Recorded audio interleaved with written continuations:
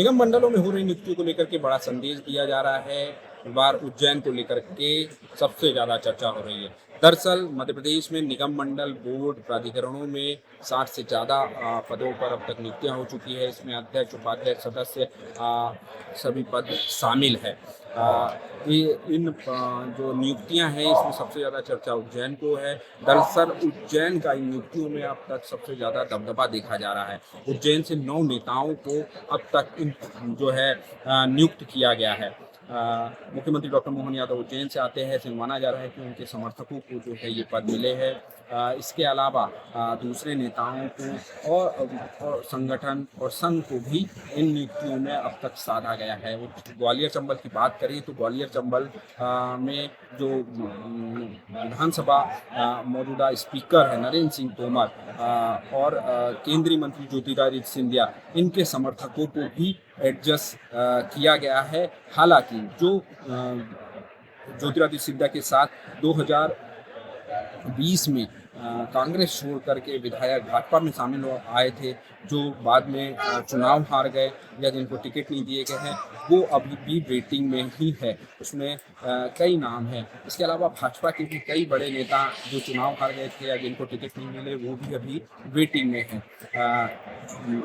अधिकतर जो अभी तक की नियुक्तियाँ हुई हैं उसमें संघ, भाजपा सभी को साधने का प्रयास पार्टी और सरकार की तरफ से किया गया है।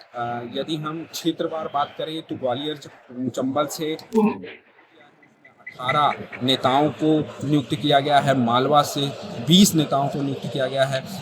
बुंदेलखंड से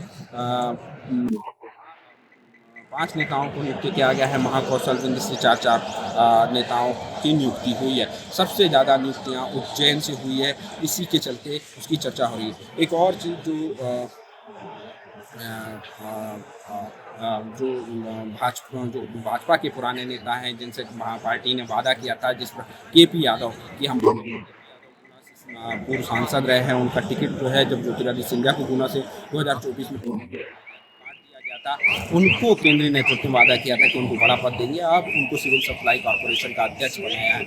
इसी प्रकार जो कांग्रेस से नेताएं हैं उनमें भी अभी कई बड़े नेता जो है वो वेटिंग में है। लेकिन रामनिवास रावत जो विजयपुर विधानसभा सीट से कांग्रेस के विधायक थे, 2024 में लोकसभा चुनाव के समय पार्टी उनको भाजपा में लेकर आई थी। उनको उस समय जो है उनके लिए बेहतर करने का वादा किया गया था। में शामिल हुए थे, उनको वन मंत्री बना दिया गया था। उसके बाद उपचुनाव में हालांकि वो हार गए थे और उनको अपने पद से इस्तीफा देना पड़ा था। इसके बावजूद पार्टी ने अब उनको विकास निगम का अध्यक्ष बनाया है और उनसे किया वादा निभाया है। यदि हम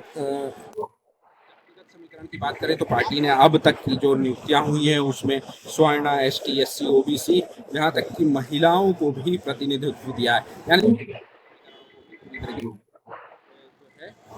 देख करके चल रही है। ऐसे में यह माना है यह सिर्फ नियुक्तियां नहीं है बल्कि आने वाले समय में नगर निगम के चुनाव, पंचायत चुनाव और 2028 के विधानसभा चुनाव की जो है रणनीति के तहत फिलहाल देखना होगा कि इन नियुक्तियों पे जो नेता अब नियुक्त हो रहे हैं वो कितना काम करते हैं और इससे पार्टी सरकार को कितना लाभ चुनाव में मिलता है। भोपाल से अमर उजाला के लिए आनंद पवार। आपके राज्य की खबरें, आपके शहर की खबरें सबसे पहले जानने के लिए देखते रहें अमर उजाला। चैनल को सब्सक्राइब जरूर कर लें और पाएं हर अपडेट।